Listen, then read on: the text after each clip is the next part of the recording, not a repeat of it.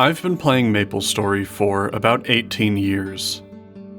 I've taken my fair share of breaks, probably more than most of you, but I've always made it a point to return to MapleStory.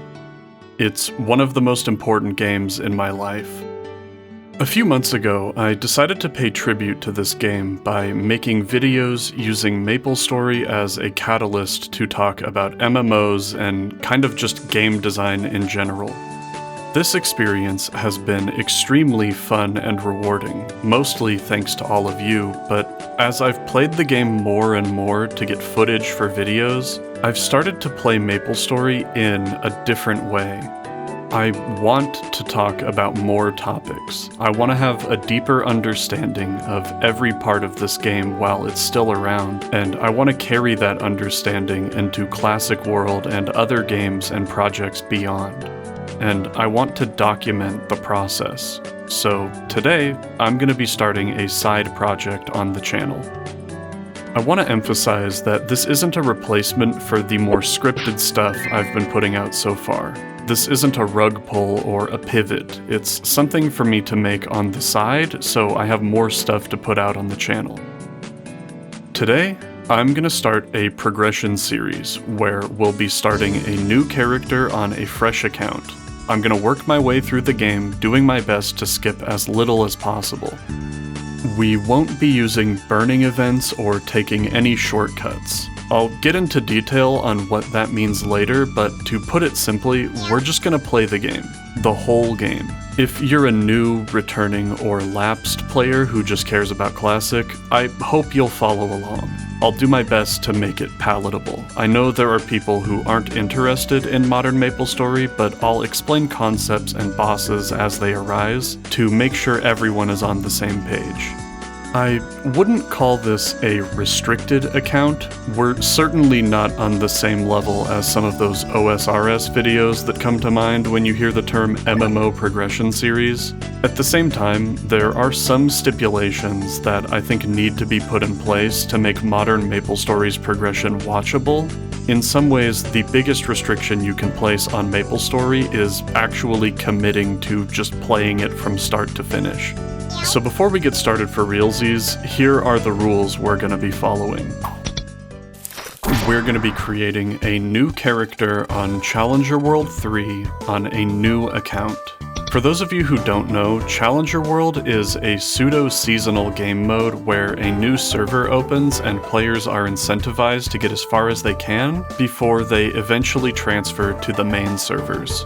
The reason I'm choosing Challenger World is because you're limited on the amount of account-wide meta progression that you can benefit from. It's a closed-off ecosystem. There are no link skills or legion, which means we can focus on just our main character for the first few months.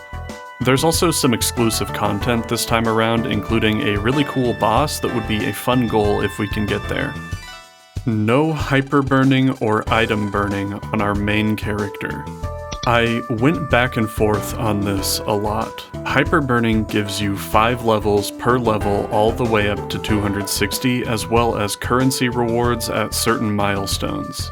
Item burning gives you a powerful set of equipment that upgrades as you solo bosses. Item burning was always completely out of the question, since I actively want to progress through the gearing process. This is going to make one particular aspect of the game incredibly frustrating if we make it that far, though. These two restrictions are going to result in us struggling with parts of the game that the average player would easily circumvent with the event rewards. This is probably the main thing that even counts as a restriction. At the same time, alts/boss mules are a huge part of modern MapleStory, so I won't be restricting myself from taking advantage of these events on other characters, provided they never surpass our main in level or boss progression. When I do decide to make these other characters, I'll be sure to let you know, but they probably won't be the focus of the videos.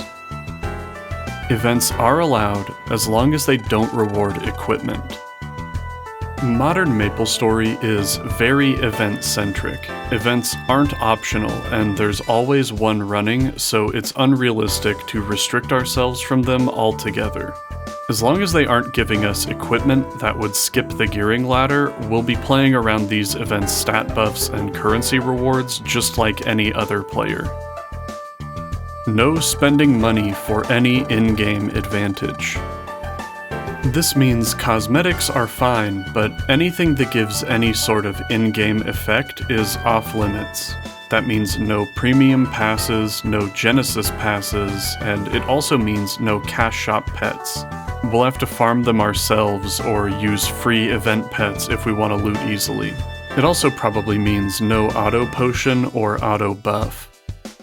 And finally, we'll be progressing solo as long as it's feasible.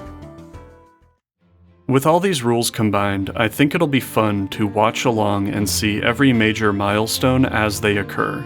These rules might evolve as we get stronger. In particular, solo bossing eventually stops being realistic if we want to make any kind of reasonable progress, and Challenger World 3 has a very interesting duo progression event that would be fun to participate in if we could make it work. If these rules do ever change, I'll let you know before it happens. In summary, our goal is to start from level 1 and upgrade our character all the way through all the bosses while picking up important items and upgrading them as we go. Because we're a fresh account, we're gonna have to do a lot of pre-quests and unlock every system in the game from scratch, and I'll be putting a lot of emphasis on those aspects of the game. We'll experience the stories, the side content, the parts of the game Nexon doesn't want you to know about. And maybe, just maybe, we'll eventually reach the endgame. For now though, it's gonna be a slow burn to get there. We might not even make it there at all, but just like it was when I started playing this game when I was 10, the journey is more important than the destination. And ours is just getting started. This is the beginning of that journey, and I hope you'll stick with me on this slow burn to endgame.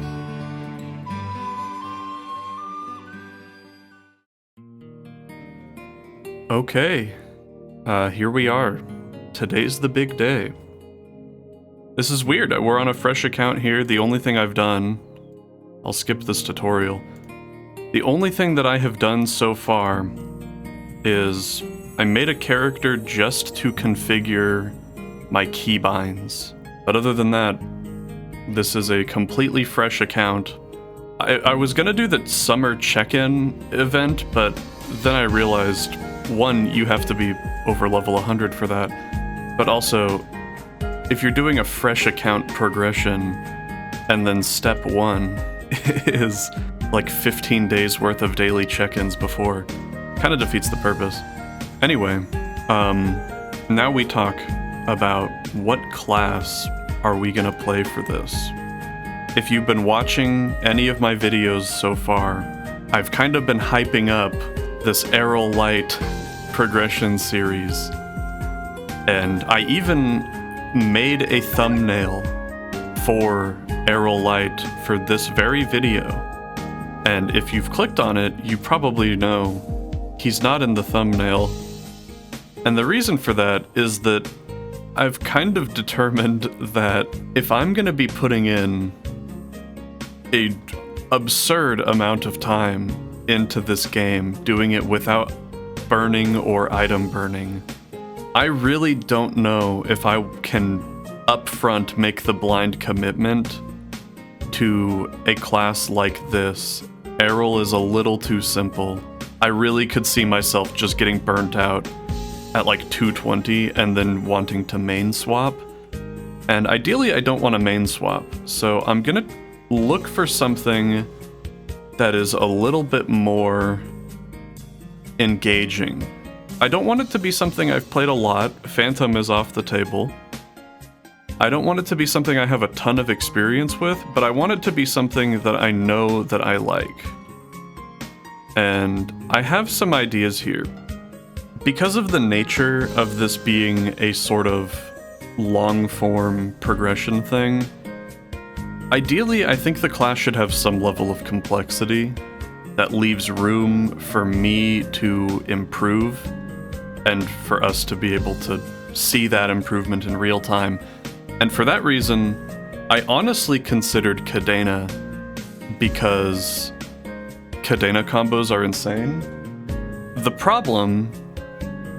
Hi, cat. Why are you yelling? What do you got on you? Okay. I don't know if I'm gonna leave that in. I considered Cadena, but was ultimately... I'm a little put off by her kind of aesthetically. I think Cadena's gameplay is extremely fun, and I don't dislike the aesthetic, but it's not really representative of me. Do I want to upfront commit to 2 years of Cadena thumbnails? For me, not so much. I'm more the Aerolite, the hero, the bowmaster. That's my cash shop set on my Phantom, is the Explorer Bowmaster outfit. On the aesthetic front, I considered Yeehaw, but ultimately decided against it because, for those that don't know, Yeehaw is one of the most defensive characters in the game. Everything aesthetically that I like about Errol, Yeehaw, I would say, frankly, does better. But because he's so defensive, he involves a very unique playstyle that, when you're doing it, is extremely fun, but as a viewer, I think it kind of just looks like you're circumventing a lot of boss mechanics. In the same way that I wanted Cadena because I wanted something more complicated that we could improve on over time, I think that Yeehaw largely locks us out of the experience of watching me try to do Chaos Root Abyss at, like, minimum cut, if anybody's used that term to describe CRA, and then dying because I fucked up something related to the character. I won't go through every single class that I contemplated. To be honest, you've seen the thumbnail. I think this is probably what I'm gonna go with. Arc. And because I think I'm gonna pick Arc, I'm not gonna explain Arc. But there is a lot of room for individual growth, individual mastery.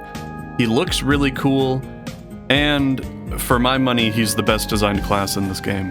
So, we're gonna hit the Arc. Let's go. I showed this on stream a little bit, but I did, in the pursuit of trying to come up with a good name to use, because this is a big decision. This is the character name that's gonna be on screen on my YouTube channel for weeks until I give up. It has to be a good name. It has to be an important name. Unfortunately, Tabami was taken, but in a surprise twist that nobody saw coming, Tabami was taken by me on my other account, so I deleted my level 250 Shadower, and now we can use the name Tabami. Eventually I'll probably get some kind of cosmetic to change, at least to get away from the default appearance. But here we go. This is the beginning. The beginning of the slow burn to Endgame. Let's hit it. Would you like to make this a burning character? Against my better judgment, no. And we'll see later on the ramifications of that. In the spirit of the Fresh Account, the new series, we are going to play through every single one of these stories. When I said this was going to be a slow burn, I really meant it. I decided to start by playing through the Arc storyline. Every class in MapleStory has a starting intro questline, and they're usually skippable now, but for the sake of starting over on a fresh account and showcasing these parts of the game, I'm going to cover these first 30 levels of introductory quests. The Flora are a race of aliens that live on the planet Grandis. They're divided into a caste system of Verdant Flora and High Flora. For our purposes, all you gotta know are the Verdant Flora are basically the good guys, and the High Flora are the bad guys. Our character, Arc, defected from the High Flora army. He was going to be punished, presumably killed by a mysterious man. Oh no, ow. Afterwards, he wakes up some indeterminate amount of time later on Verdel, which is one of Grandis's moons. He's discovered by these scary little robot-looking fellas who immediately tie him up just as quickly as they set him free because a horde of scary demon aliens starts to attack them. In the ensuing commotion, the robots realize that one of their group has gone missing, and Ark volunteers to find them.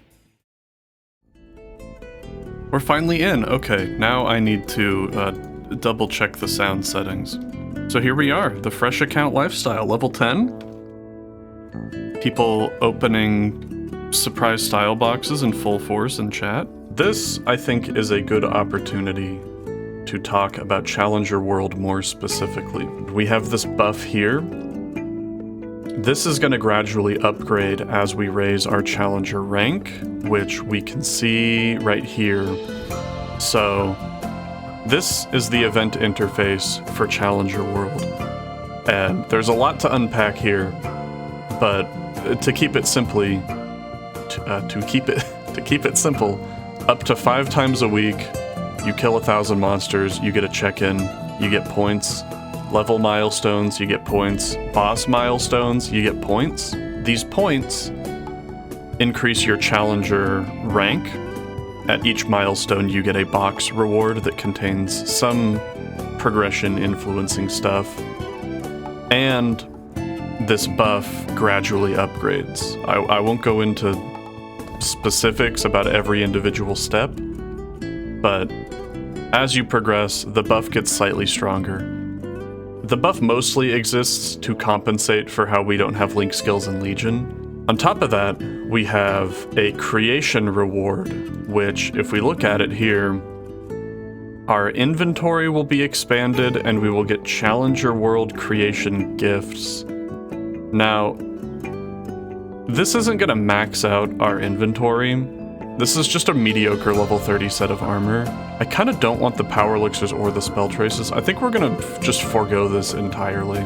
Yeah, I think we're gonna not take the creation reward. To give a little more context as to why I chose not to accept this new character gift, the package contains a set of level 30 armor, which I would have dropped, power elixirs, which I would have dropped, and spell traces that you can sell for mesos, which I would have dropped. Because I would have dropped everything to make our early game more fun, all this would have done is expanded my inventory, which normally has to be done with mesos. To keep in the spirit of our restrictions, I decided it was easier to just refuse everything here and pay for my inventory expansions later on. We save the robot child, Mar. I don't know if these guys are actually robots, by the way. Anyway, we're attacked in the process.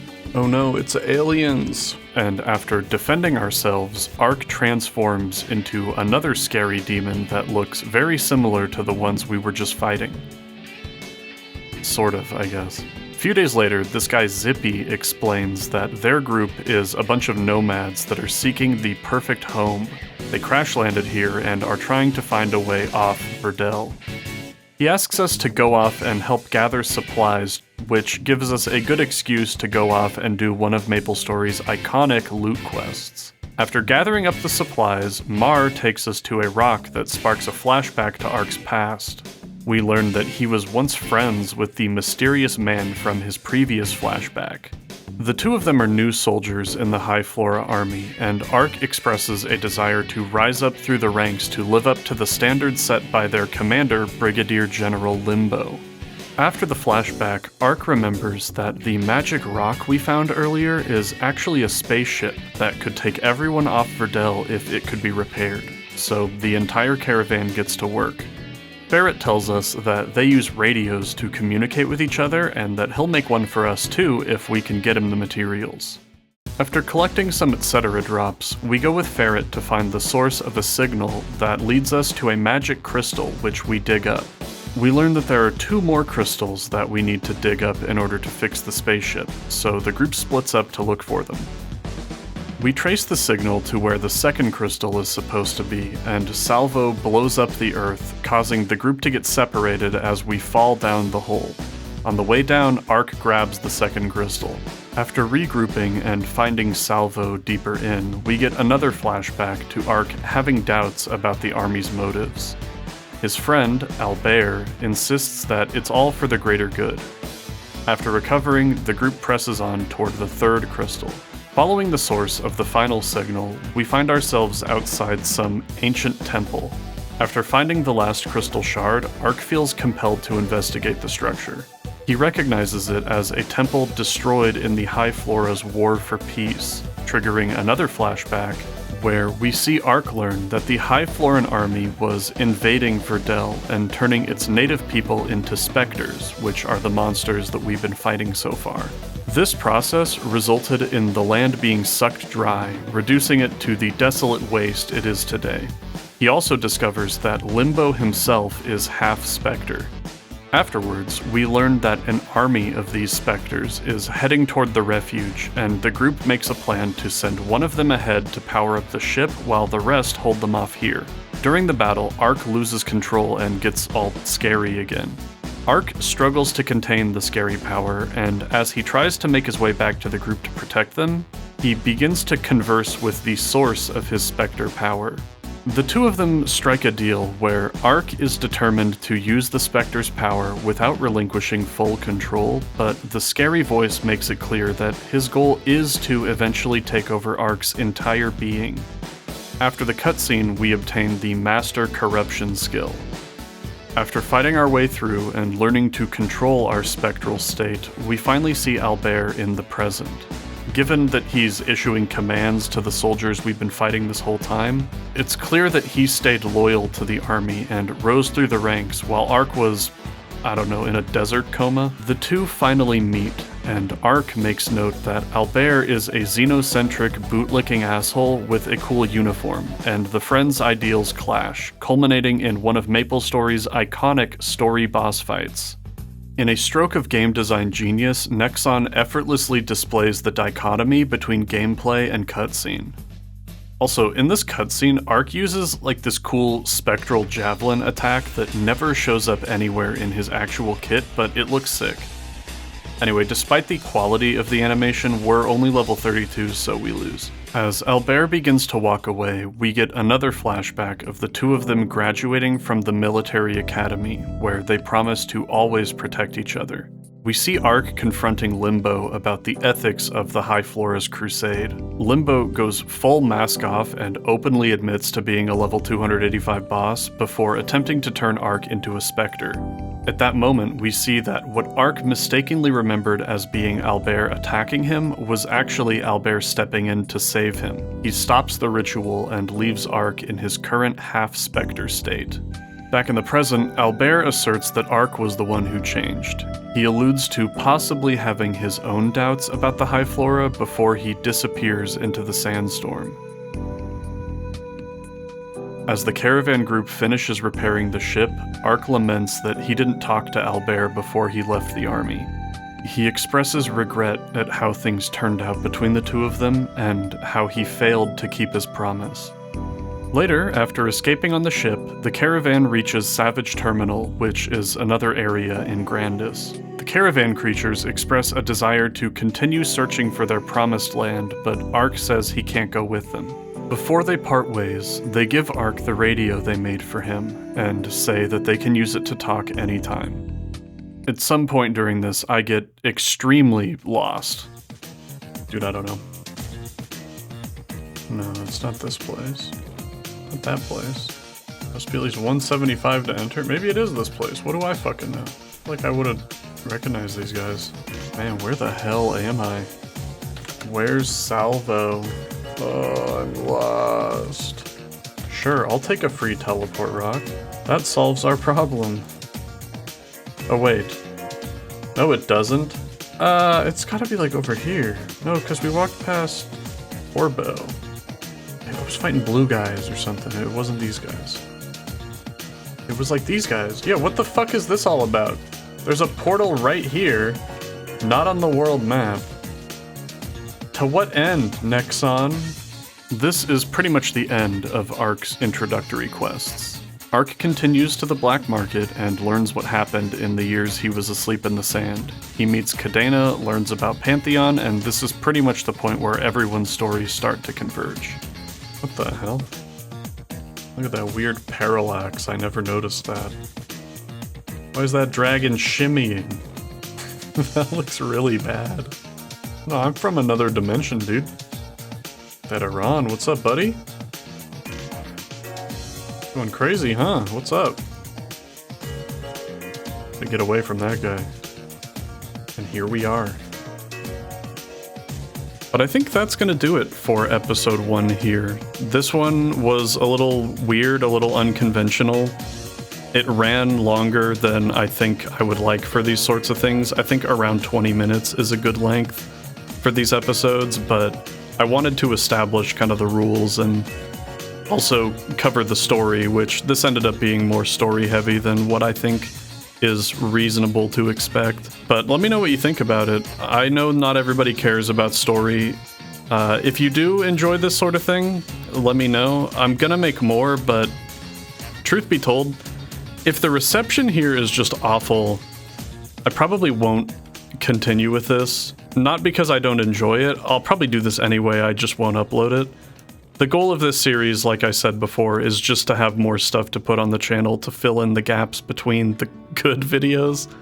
Real quick though, I posted kind of the rundown for this on my Discord server a few weeks ago, and I conducted a series of polls to kind of see what people were interested in and how they were feeling about my ideas. And conspicuously here, I know a lot of people were not fans of the slow burn to Endgame, but once I made the logo and I honestly thought of the hideous acronym SBEG, it just, for some reason, I got really invested in this. So I know Mastering Maple was the clear winner, but shout out to everybody who went for slow burn to Endgame, because you guys are on the right side of history. I don't think keeping the series nameless was really an option. I wanted to make sure that this was markedly different from the rest of the stuff on the channel. But yeah, that's it. I don't know how to end these things, so I think next time we'll hit up Rihanna straight, we'll start filling out our equipment, and hopefully there's a little less story. Unless you guys liked the story. I don't know. Like I said, I'm making this shit up. Bye!